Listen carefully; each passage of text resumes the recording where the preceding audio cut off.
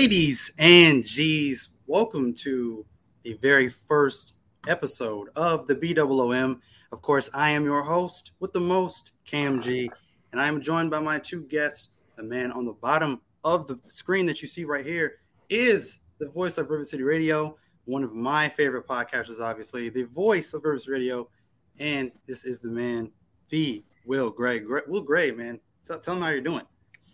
Cam, it's just here, man. This is it. If Carmelo Hayes was a podcast, like Carmelo Hayes is him, the Boom with Cam G is him. That's exactly what this show is, and that's what it's going to be about, and I'm fucking here for it, bro. I like it. And of course, one of the co-hosts, one of the co-creators, if you will, of Friday Night Review, my man Scalz, to the right of me. Scalz, let the people know how you doing, man.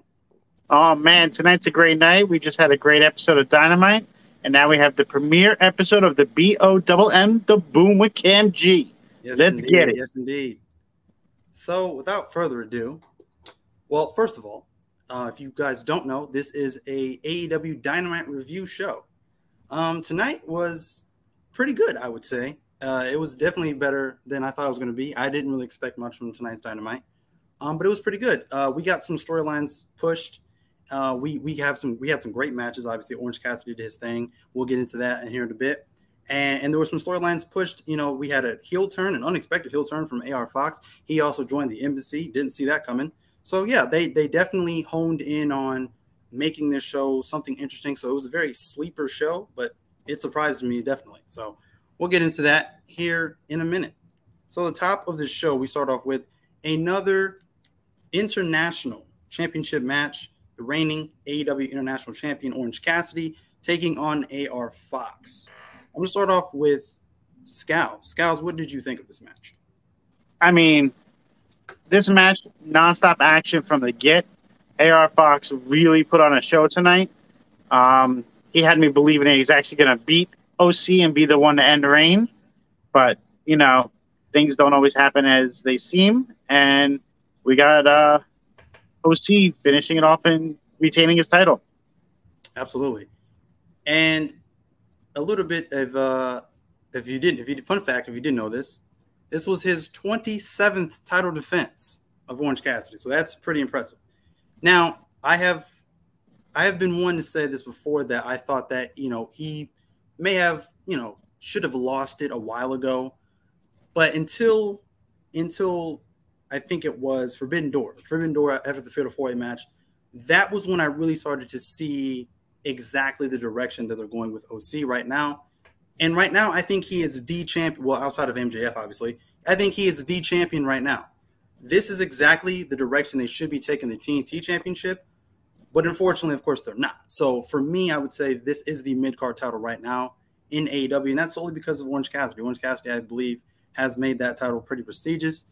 And I would say keep it going. Keep it going until they actually have built up someone believable enough to beat OC. Some of the things I liked about this match. First of all, I don't know a whole lot about AR Fox. I haven't really seen a lot of them in AEW. But I would definitely like to see more of him. Obviously, he can go in the ring.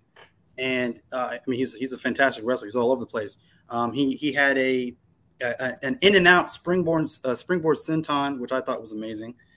He did what it looked like a seated springboard Spanish fly from the top rope. That looked nasty. I mean, he's just all over the place. It was amazing. He had a twisting brain buster, and he's showing off, you know, some of his strength chops, if you will, playing up a little bit of a Claudio Castagnoli. But yeah, he's amazing. I think the heel turn at the end, I think, is the biggest point that I like to touch on, because I did not see that coming at all. Of course, Darby coming out at the end of it, and he was not happy about that at all. But yeah, now I'm going to turn it over to, of course, the voice of Rivet City Radio, Will Gray. Will, what did you think of this match? First and foremost, when I was watching it, I wanted to tweet it out, but I was like, I'm going to save it for the show. Save it for the Boom. And ultimately, I was blown away with AR Fox's ring awareness. One of the things that I took into account when I was watching him work was he knew every square inch of the ring, and he knew how to use it to tell his story. and I couldn't figure out how to tweet it in 130 characters to where it made sense. So I was like, I'll save it for this show. But I was really blown away with how well AR Fox told his story, because a lot of the times I'll give flack to people who do the flippy dippy high spot stuff, but he was able to do it in a way that made sense, which is super impressive when you can go that fast and have timing, and you go that fast and you tell a story and all of the pieces that put it together. So I was super impressed with AR Fox. He's the mentor of the MLW champion Alex Kane. Like, Alex Kane trained with AR Fox. So that's a fun little tidbit. Hey, that's why we got it. That's why we got to have Will on this show. He's like an encyclopedia for wrestling. He knows things that I don't even freaking know about, especially he is a independent wrestling savant in his own right. But what's yeah, up, Sean? What's up, Matt? Thank you guys for stopping by. After the match, of course, we got the heel turn from AR Fox. And then we also had Jon Moxley attack OC as well. Now, initially when I saw that, I thought that they were going to start feuding with I thought, the Blackpool Combat Club was going to start feuding with the Best Friends. But then, obviously, I forgot that the main event was them involving Best Friends with the Lucha Bros, which we'll get into when the main event comes.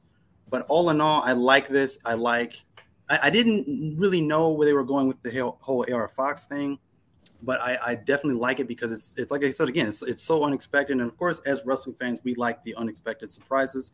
So I thought it was great. Moving on to the Blood and Guts video package. They obviously reviewed the most violent Blood and Guts match they probably have ever had in AEW's history. And this is only the third, I think, Blood and Guts match they've had. Third or fourth? I think third Blood and Guts match they've ever had. And it was great. It was the most violent match that they've probably had in their history.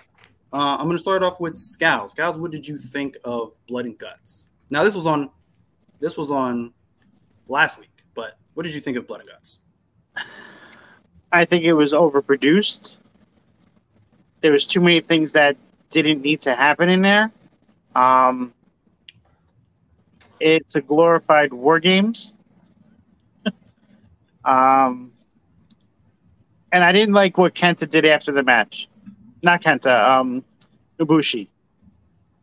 I didn't like what he did after the match. It felt like it just deflated de-emphasized everything that actually happened in the match because he took the bump the way he did. That's fair. That's fair. Will, what did you think of this match? This is going to be one of the rare times where I'm going to say this. There were multiple times where I popped for the Young Bucks. Nick Jackson's opening segment when he came into the match, that opening exchange, and it was when I was talking about timing before with AR Fox. That was one of the first times where I was just like, wow, that kid can fucking work. So it was super impressive to see that. There were a few hiccups in it, like leaving the cage, and at certain points it seemed like multiple members of the Blackpool Combat Club were, guys, I'm okay, never mind. Like Pac walked out, I think, and then the silliness with Kota Ibushi taking the back bump in the tax, like Scalz is talking about. There were really highs and lows, and you want ebbs and flows in your wrestling matches. So, I mean, it was a good, not great War Games. It won't go down as the best, but it probably won't go down as the worst either. That's fair. That's fair from both of you guys. And Matt Ritter wants to know, what's it going to take to get you to pop, Cam? I don't know. Matt, turn it up. Let's see what it takes to pop Cam. Probably this match. Honestly, I agree with Will. This match had me pop a lot of times, just for the spots that were involved in the match. If you ask me in chat, prepare yourselves. Hot take, but I think that this is now War Games to me, because I believe War Games is supposed to be violent. It's supposed to be bloody. It's supposed to be outlandish. It's supposed to be over the top. Was it perfect? No. I don't really know how to really measure perfection in professional wrestling, because in my opinion, there really is no such thing as a perfect weekly show, Raw, SmackDown, Dynamite. It's all whatever. Relative, man. There's like when you watch perfect show, there's always going to be something that I don't like, So was it a perfect match? No. Like for example, one thing I didn't like was when Pac was hanging from the structure and he did, basically a coup de grace through a table. Yeah, the coup de grace through the table. I didn't really like that just because it's like you just came back from an injury. What are you trying to injure yourself again? So it's like you're taking too many risks, my guy, in like your first big match back. Like, let's calm down with that. But overall, it was insane. The bed of nails, like that's John Moxley is insane. Like he's a lunatic, honestly. I don't know how he's in a wrestling ring. I don't know, but he's wild. But it was a great match. Honestly, it really was. Moving on. Don Callis. I really enjoyed Mox coming and stabbing a fork. What? What? Matt, you're crazy, bro. You're crazy. But no, thank you, Matt. Thank you, Matt, for joining the stream today, bro. But Don Callis apparently is trying to recruit Jericho into the Don Callis family with Takeshita, and their match is against Sammy Guevara and Daniel Garcia. Will, what do you think of this development? This is one of those situations where you have to ask yourself, does Chris Jericho need Don Callis, and does Don Callis need Chris Jericho? You remember when The Office, when Pam was talking about Andy and Angela getting together, and she's like, I couldn't do that to Andy, and I couldn't do that to Angela, and I couldn't do that to Dwight. Like, that's kind of how I feel about it. Like, Chris Jericho doesn't need Don Callis, and Don Callis really doesn't need Chris Jericho, and we don't really need any of them, to be completely honest. That's fair. I will say I don't think he needs Don Callis, but for the sake of this story, that wherever it's going, I think Don Callis might be he might be that extra push that Jericho needs to, I don't know, get back to a Jericho that we're familiar with. You know what I mean? Like, he's gone through so many different elements of different Jerichos, like, the Painmaker, and then he's being goofy, like, oh, I'm a wizard and whatever else. Like, so I think he's that guy that's going to push Jericho to becoming the Jericho of old, and actually put Jericho in something that we actually can, we actually care about. We actually can sink our teeth into. So it's interesting. So he doesn't really need Don Callis, obviously, but everything he's done so far for months now, or at least for the past year, the Jericho Appreciation Society, like all this goofy stuff, like, and I get it, I get it. Like, he's just having fun, but like, that's not really Jericho that we really care about on screen in the storyline. But Scalz, what did you think of this interesting turn of events? Why? Why are we having him go against two members of Jericho Appreciation Society? Why are they trying to start all these things for no reason? There's no storyline behind it before tonight. Like, but is them breaking up kind of the storyline, though? Wouldn't this be the start of it?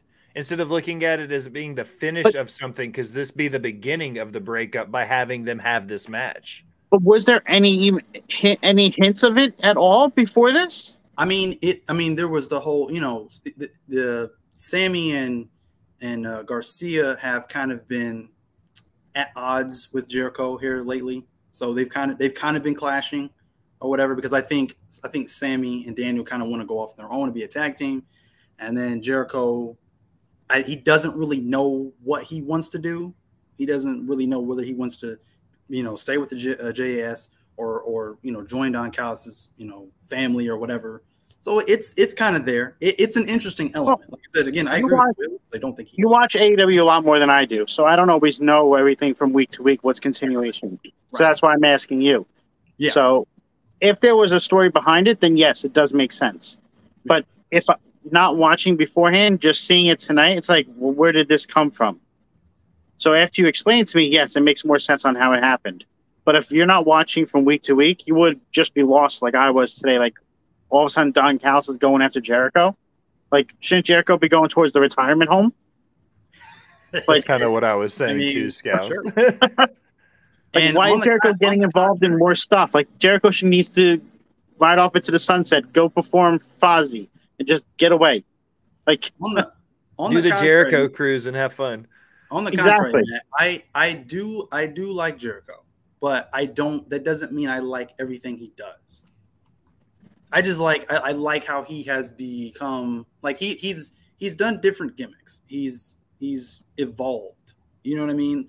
And I think that's an important element to have in wrestling. I mean, look at Sting. I mean, Sting started off, you know, he had bleach blonde hair and he was wearing all the bright colors and bright face paint, things like that. Then he turned to the Crow. Then he turned to the Joker Sting. So you have I like, you know, wrestlers that can interchange their gimmicks or change their gimmicks and things like that. That just adds on to their legacy or whatever. Because, you know, some wrestlers who just kind of stay the same throughout their entire careers just gets kind of stagnant. That's just my opinion. See, we mentioned that about Sting on our last career retrospective. We covered that whole entire thing. Right. So, right. Hey, like that's what's cool. We're on the same page. Real quick, I want to shout out Jamie Rose for subbing on Twitch. Thank you, Jamie. I'll have some announcements later in the episode as to what exactly that means coming forward for the subathon. Then you had, well, I pretty much already mentioned this, but the Blackpool Combat Club apparently feuding with the Best Friends, but I don't think that's where they're going with it. It was just for the sake of tonight because they were in the main event, so we can just get past that. But the next one we actually had a promo. So our first promo of the night was Jack Perry. We have a heel Jack Perry now, and it was very interesting.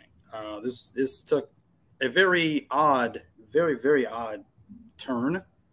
I'm going to start off with Scalz. What did you think of this promo? It was a little weird for me. Like, never seen Jack Perry like this before. And then to have who was the guy that came out? Like, who was that? Jerry Lynn. Somebody that works in the back? Like, yeah, he does work in the back. Yeah, he's a producer and a coach. You know who Jerry? And I'm not asking this to be a smartass. Do you know who Jerry Lynn is? I mean, I've heard of him, but no, not really. But he's one of the ECW originals. Yeah, like he came through when Paulie. He was in.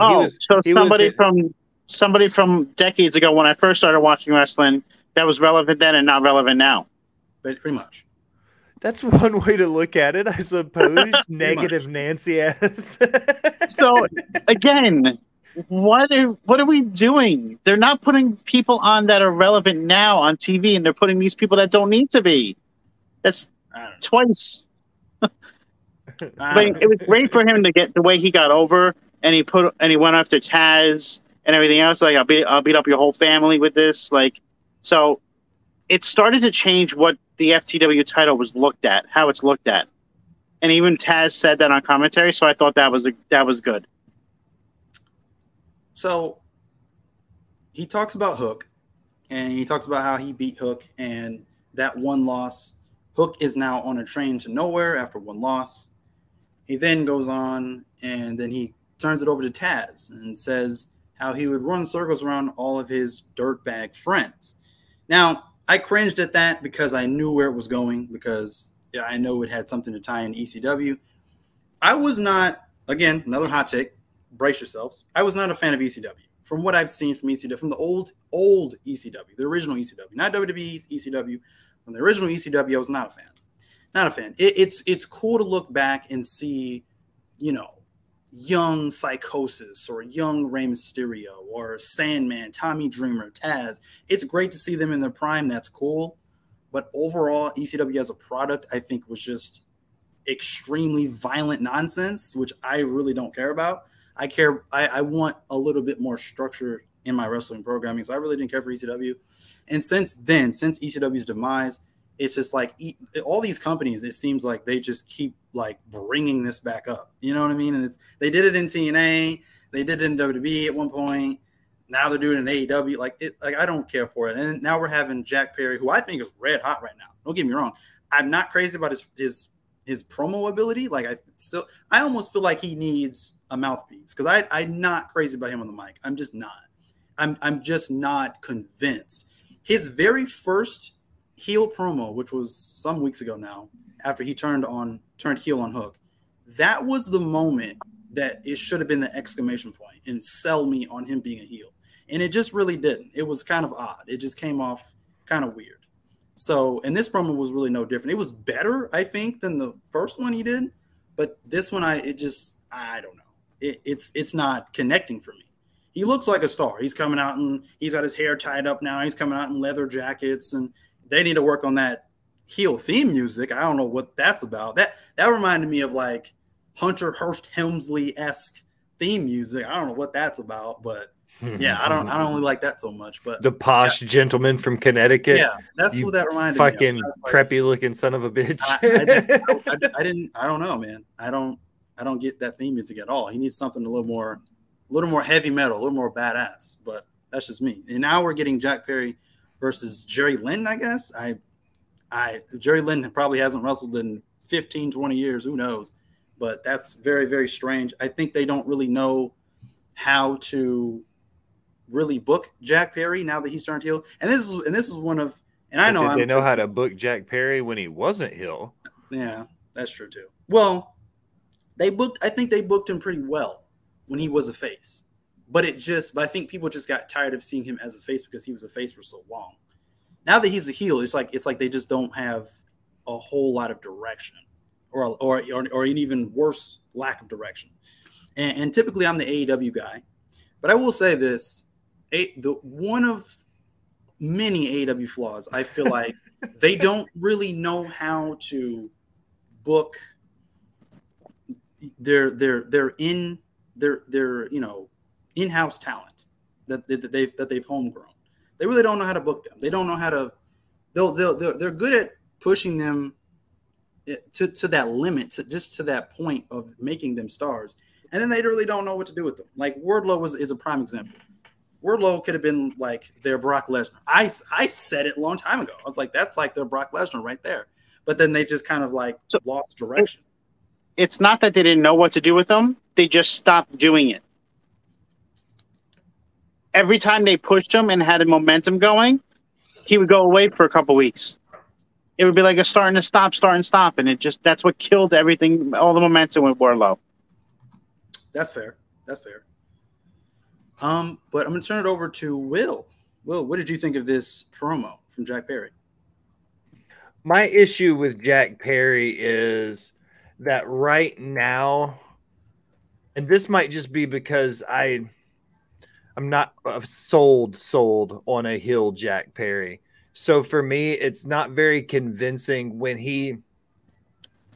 you remember in the episode of South Park, I've got all these weird analogies tonight. You know that episode of South Park great. where Cartman comes back and he's got the goatee and it's like evil Cartman, and the only thing is different is that Cartman's got a goatee. Yeah. Like that's kind of the fucking deal here with Jack Perry. Is like Jack Perry's like I'm not Jungle Boy anymore. I'm just Jack Perry, but now I've got a leather jacket on. You know, so does that raise like, you know, in D&D, does a leather jacket give you +10 like badassery or something that I'm just not aware of? I think it's the heel move to do when you just start rocking leather. It's like, oh my gosh! If you look like a 1980s rock star, the only way to be a bad guy is to wear a leather jacket. Pretty much. I mean, I can respect that, I guess. Jack Perry's not a bad worker. The kid can fucking work in a ring. I'll give him that. He's not super great on the mic, but I mean, who is in AEW? Jerry Lynn came out and put him in the dirt, and Jerry Lynn hasn't, like you said, hasn't been relevant in ring since the 90s, early 2000s. So you're not wrong. But I will give Jerry Lynn, you know, the popular phrase, give him his roses, because that dude used to fucking bang back in the day. For sure. But I'm old enough to remember Jerry Lynn's in-ring work too, though.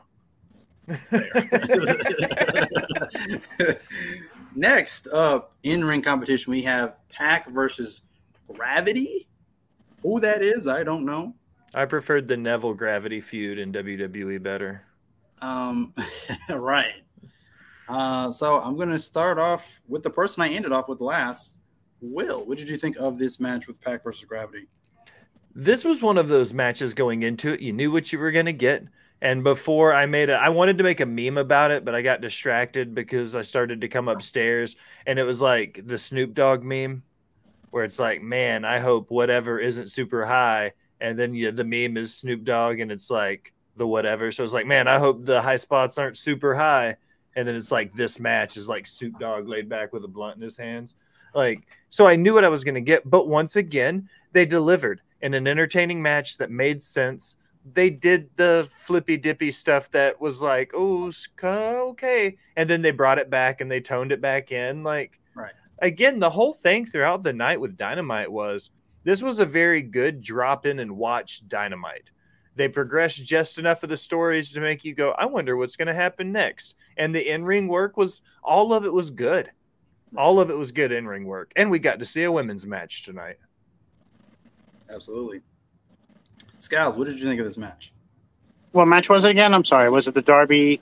Pac Swerve? versus Gravity. I missed this match, so I really can't discuss this one. So I did not see that match, so I don't want to comment on something I didn't witness. You didn't miss much, so you're good. I thought this was an okay match. Obviously, I'm glad to have Pac back. He's phenomenal, honestly.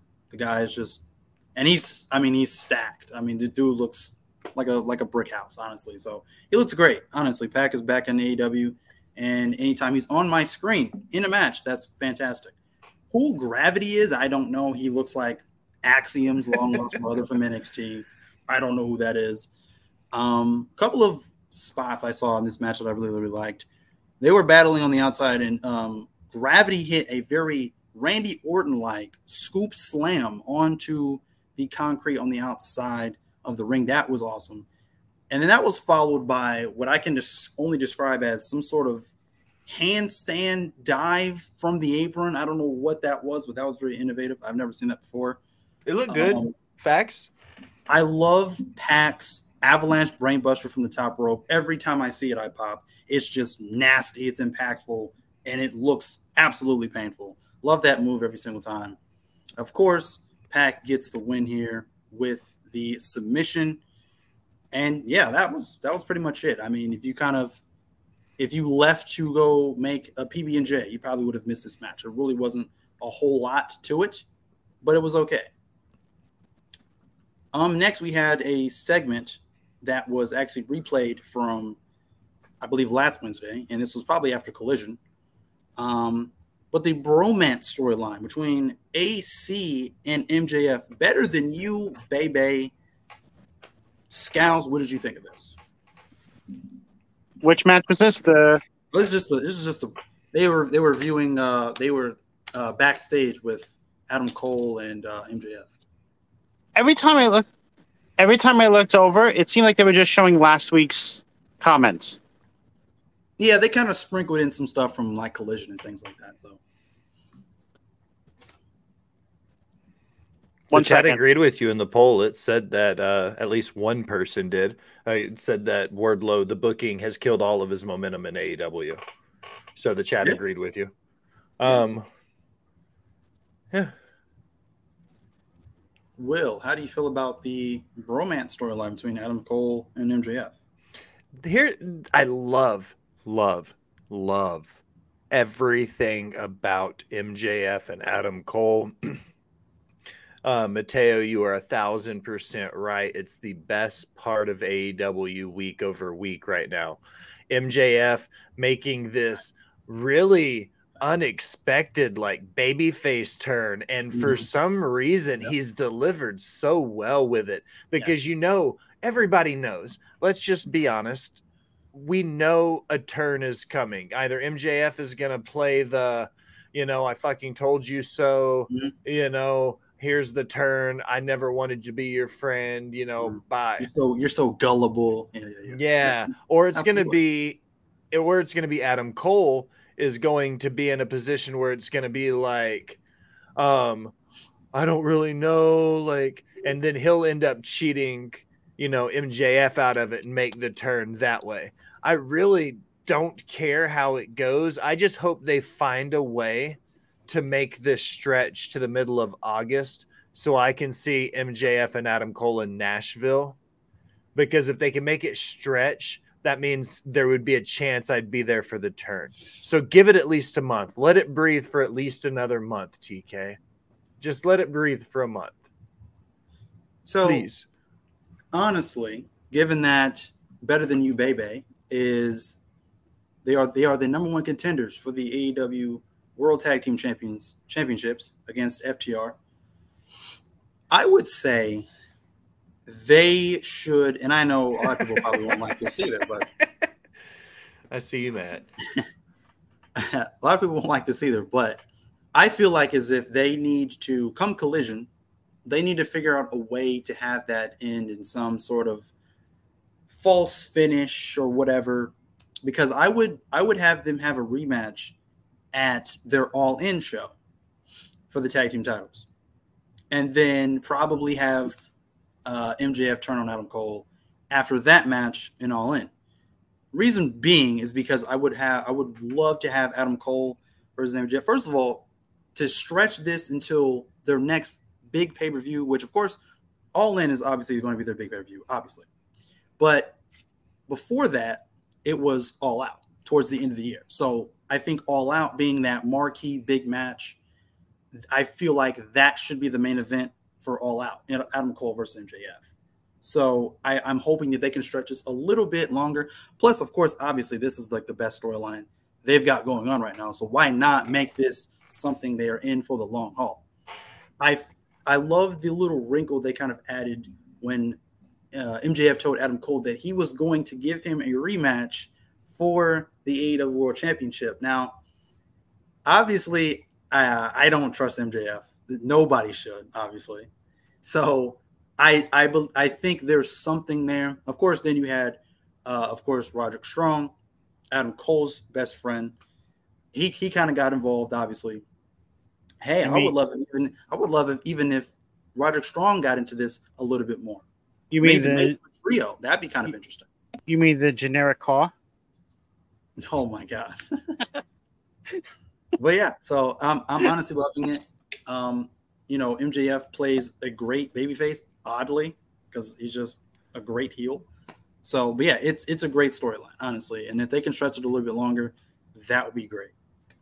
I will say this, man. Roddy got smoothed the fuck around for somebody with a neck brace on, dude. He had no problem like moving and running and grabbing people. Like Roddy was on some shit for a dude in a neck brace. He was moving better than Kaufman, I'm telling you.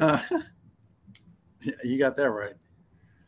But next we have Darby Allin versus Swerve. Scalz, what did you think of Darby Allin versus Swerve? Oh my god. What a freaking match this was. Yes. Like, I didn't know Swerve could be like this. Like, I know he was good, but I didn't realize he was that good. Like, this makes me regret WWE letting him walk and releasing him.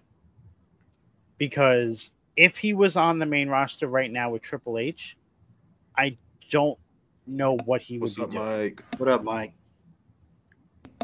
Absolutely. Absolutely. The thing that kills me about Swerve is he's such a natural heel.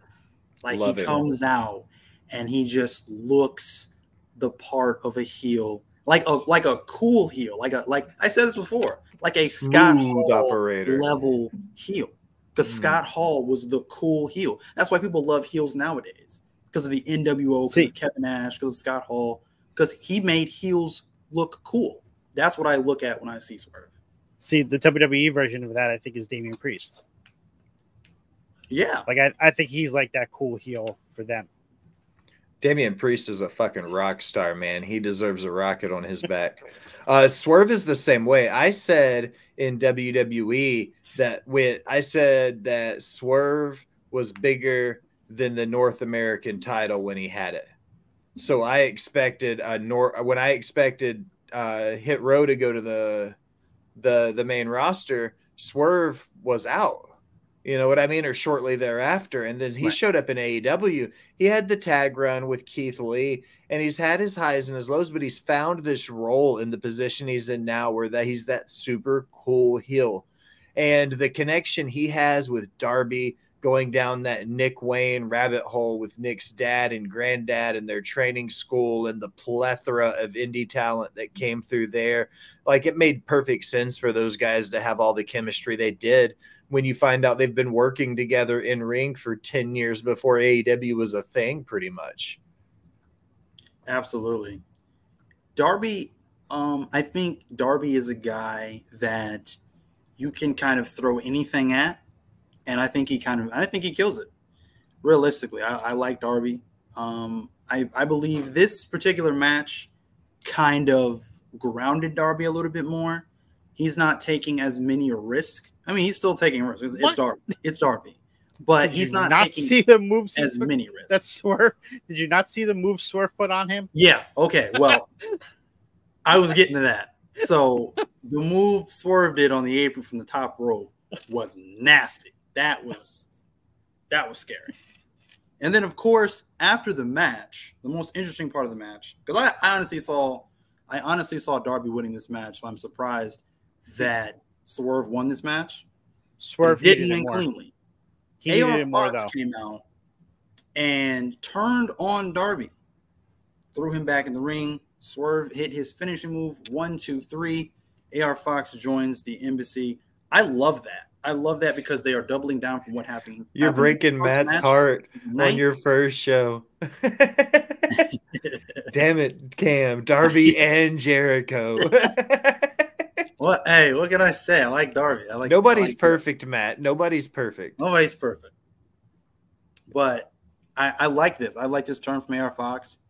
They're doubling down on what happened on the first match of the night, and they're pushing a new storyline forward.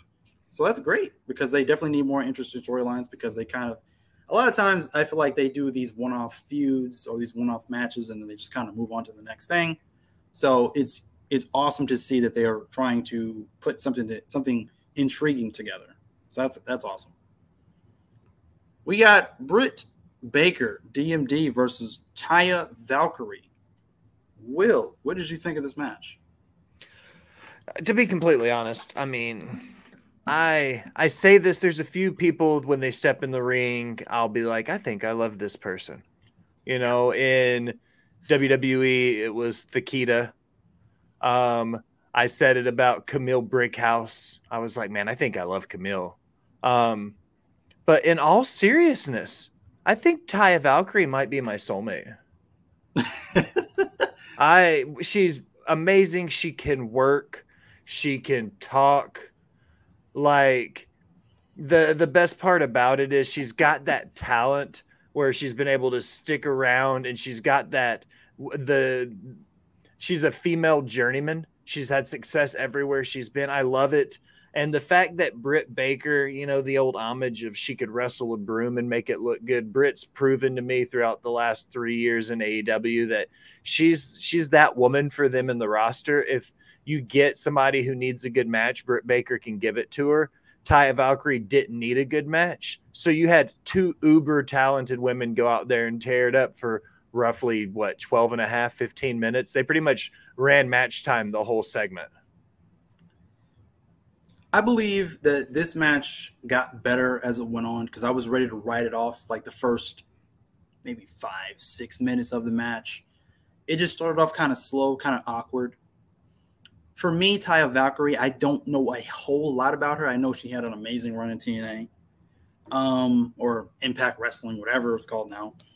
But I don't know. It's like, for me, it could just be because of the way AEW is presenting her. I'm not sure. But for me, she doesn't really do it for me right now. Right now, she just doesn't. She seems they're presenting her like she's a big deal, but I'm just not really seeing it right now. In ring, she's okay. You know, I'm just not really connecting the dots right now. I just don't see the big deal with Taya Valkyrie. It was the same thing for me with Jay White. They made Jay White like a big deal, and I don't know a lot about Jay White because I don't watch a lot of New Japan Pro Wrestling, and I just was like, I don't really see the big deal about Jay White. So maybe she'll grow on me, obviously. I mean, you know, she has potential to be a big star in AEW. It just depends on how they book her. So, but Scalz, what did you think of this match? That's the thing. They have booked Taya horribly since she's gotten there. Agreed. Has she even won a match? No, she's caught a lot of L's since she's came in. She's won some matches. Let me pull the stats up real quick. But she's lost all the important ones. Right. She's lost when she challenged for the TBS championship twice. Now she lost versus Britt Baker. I understand Britt Baker is one of your top talents. When was the last time she actually wrestled before tonight, though? Would it be so bad to give Britt Baker an L and give Taya some momentum? They should have. Like, I agree with that. And how quick was that tap? Like, she barely even put her hand in her mouth for the lockjaw, and Taya was tapping already. And then Britt let go immediately. Like, where's the sell? Mike, it was pretty good. It wasn't perfect, but it was a pretty good show. But no, I agree with you. I agree with you on that one, Scalz. I will answer that, Mike. I actually watched almost the entire show. That should mean that it was pretty decent. You guys ready for this? There you have it. But it was kind of a flat ending. I definitely will agree with you on that, Scalz, because she just lost cleanly. She just tapped out. So it was just kind of like, and it was a quick tap, like no soul at all. Like, just give up. So it's just like, what are we doing? What are we doing here? What are we doing here with Taya Valkyrie? They signed her on like she was a big deal, and right now it's just kind of like they don't really know what to do with her. So, and those 6 are probably against jobbers. I just got the record. She has losses against Toni Storm. She has losses against Hikaru Shida, Chris Statlander, Jade Cargill, and Britt now. So she's not losing against jobbers. Like, but who did she beat? Who did she beat? All the top names. She has beat Sky Blue. She has beat Izzy McQueen, Ava Lawless. She has beat Killer Lower Kelly, level. Trish Adora, Lady Frost, and Emi Sakura. So mid to high tier indie talent and like 5 AEW people that are not. stuff. Well, now Sky Blue is AEW, but outside of that, you have 4 people that are not AEW. Yeah, it was enhancement talent for the most part. If she were to beat a Toni Storm, that would give her a notch under her belt that is pushing her in the right direction. She doesn't need to beat Toni Storm. She should have beaten Britt Baker tonight, and that would have making that for sure. I'm just using that as an example. Like, she needs to beat bigger names. Mm-hmm. Beating a Sky Blue doesn't really. Okay, wow.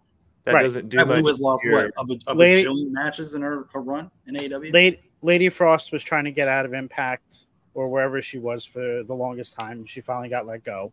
Comes to AEW and she loses the match. She wasn't let go.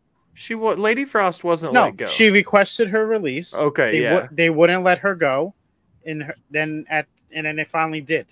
Like, they finally let her leave because she requested it. Like, it was a whole big thing behind it. I know her and her husband Victor both fairly well. Yeah, I'm not saying they released her. Like, she wanted to leave, and then they finally agreed to it.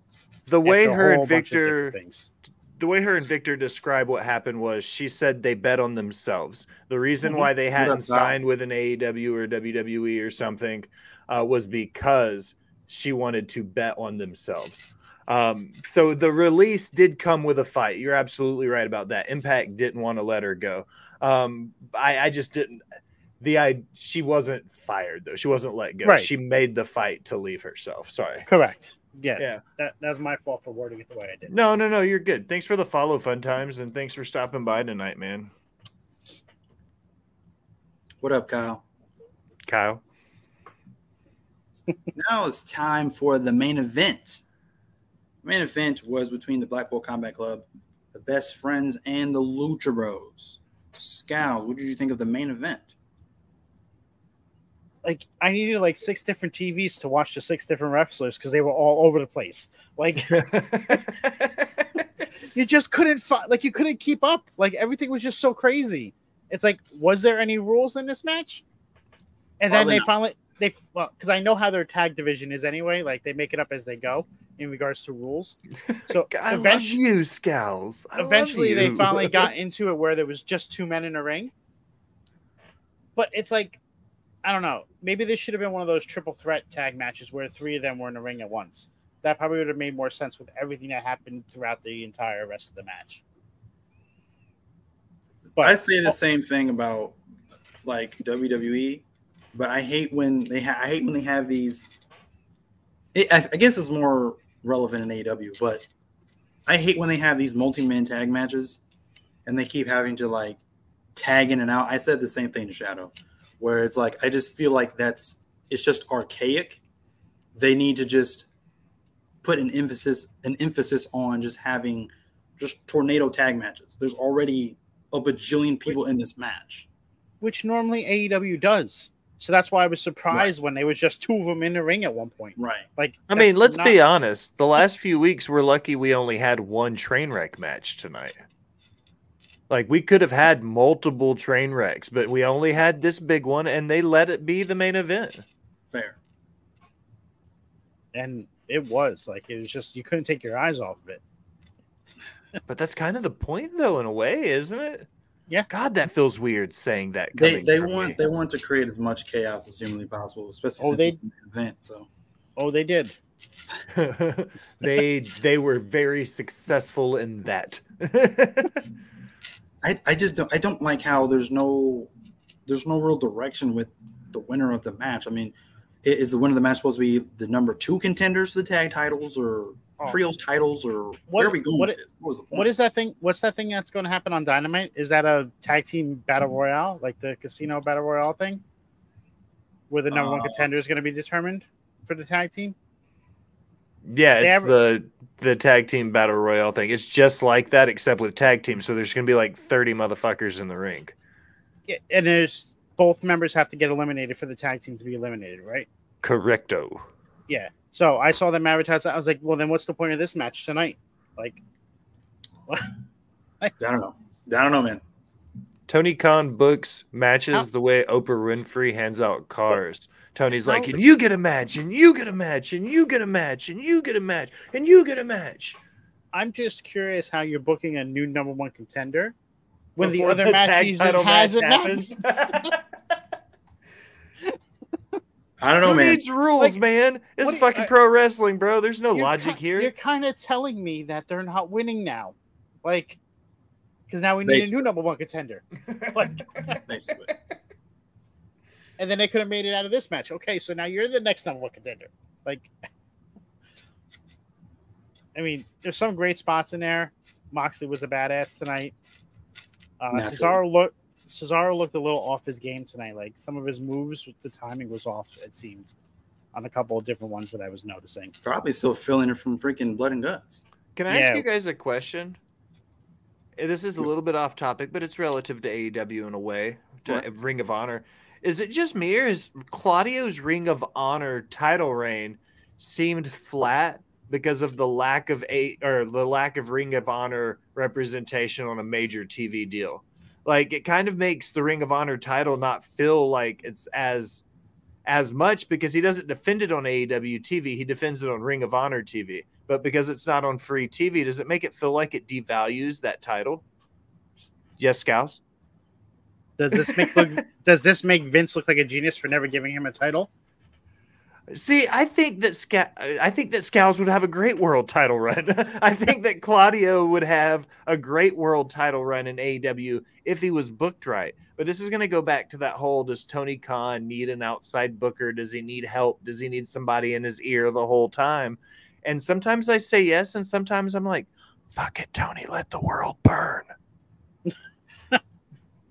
But I'm just saying, like, he needs help on the mic. He needs a mouthpiece. Like, his little backstage promo tonight, I wanted to just mute it. Like, it did nothing.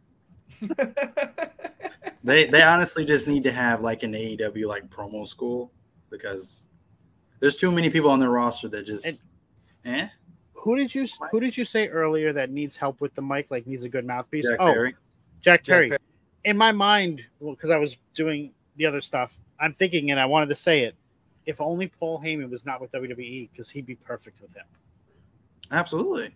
Do you think Jack Perry could be a Paul Heyman guy? Yeah, absolutely. Anybody can be a Paul Heyman guy. Paul Heyman he can turns anything into gold. So he can make a ham sandwich of Paul Heyman guy. Like There he you just go. has his There you mic go. skills are just unbelievable. How did a ham sandwich just become #1 Because I contender was- for Roman's title? How did that happen? Paul Heyman.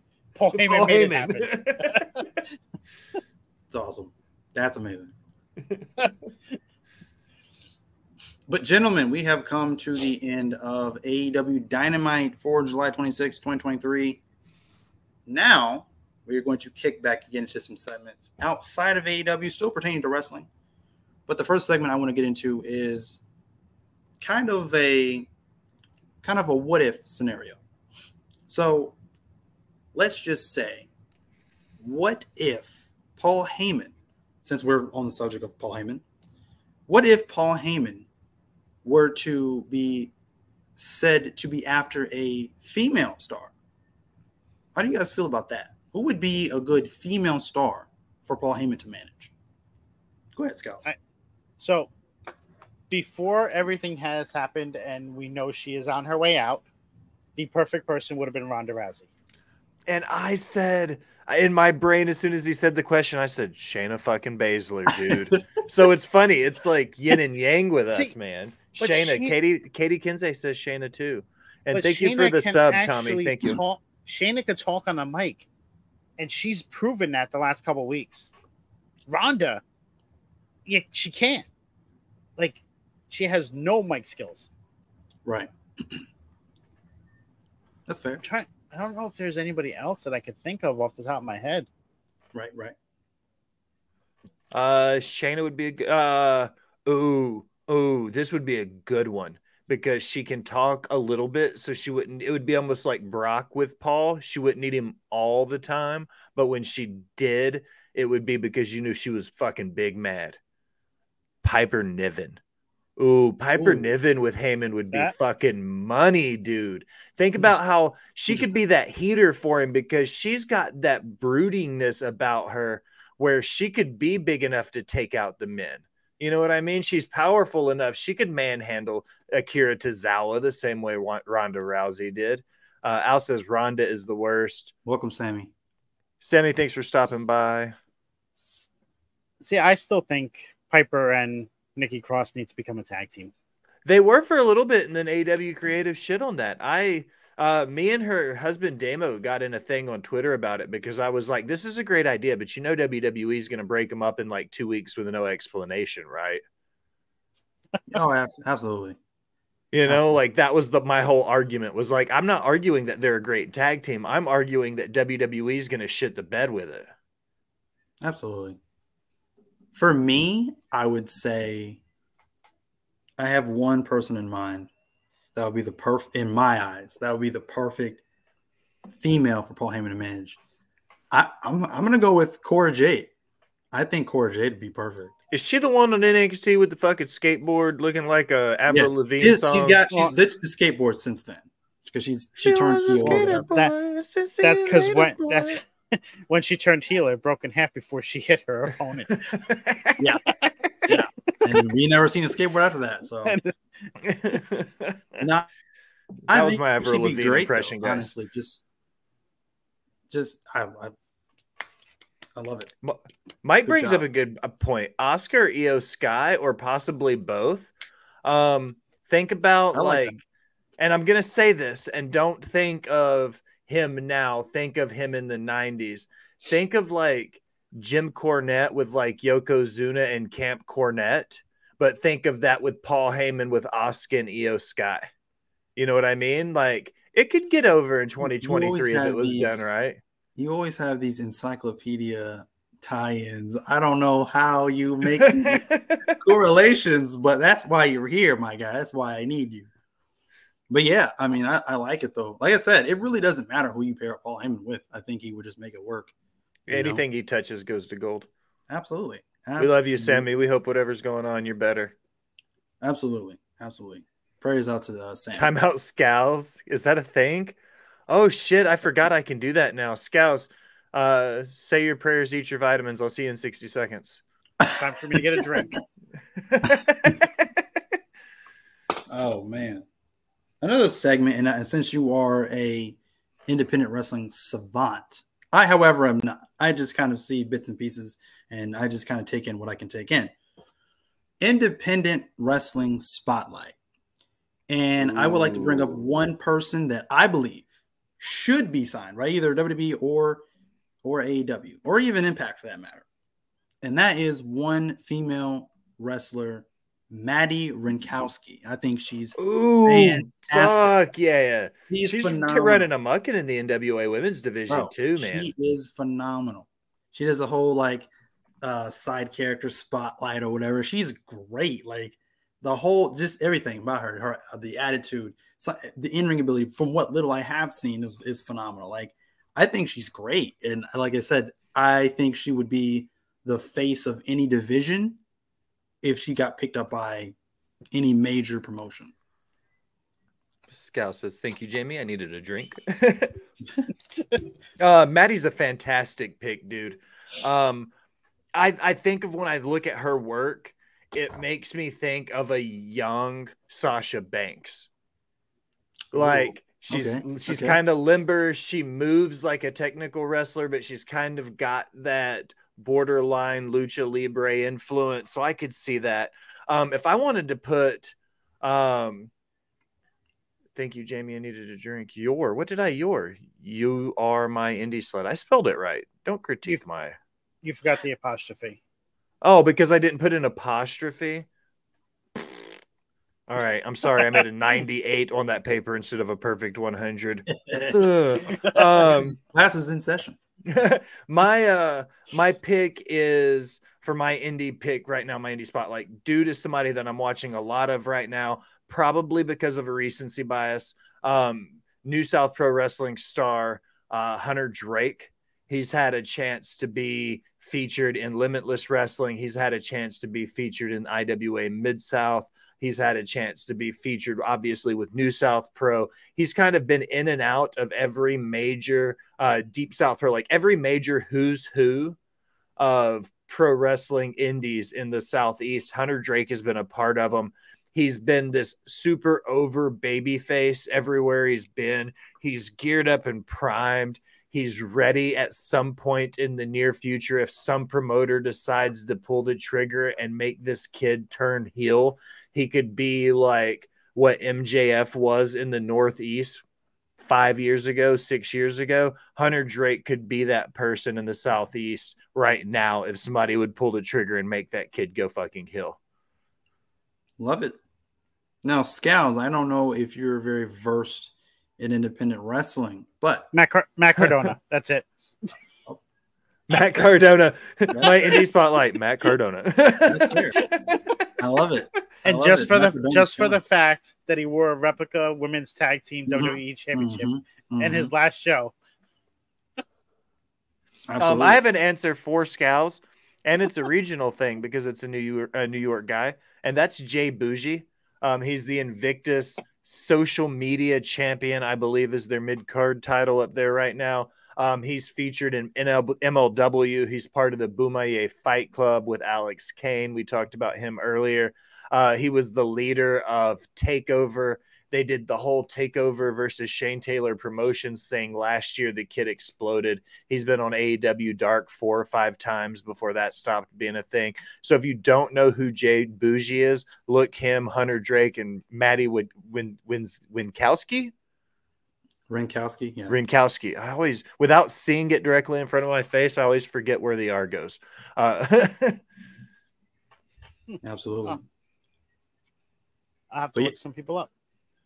But gentlemen, that concludes the first episode of the BWOM with your host with the most, KMG, and of course my two guests, Scalz, and the man that's on the ones and twos, the Will Gray. Guys, plug yourself. Scalz, plug yourself. Where can we find you? So you can find me on Off the Top on Twitch and YouTube, as well as Off the Top Media _ on TikTok and Twitter, aka DX. Will, where can we find you?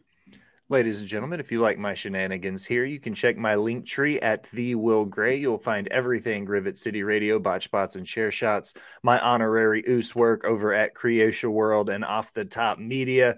You'll find all of my shenanigans for the pro wrestling stories, Last Word on Sports, Sportster, all of my dirt sheet writing, the wild world of pro wrestling through the eyes of The Will Gray.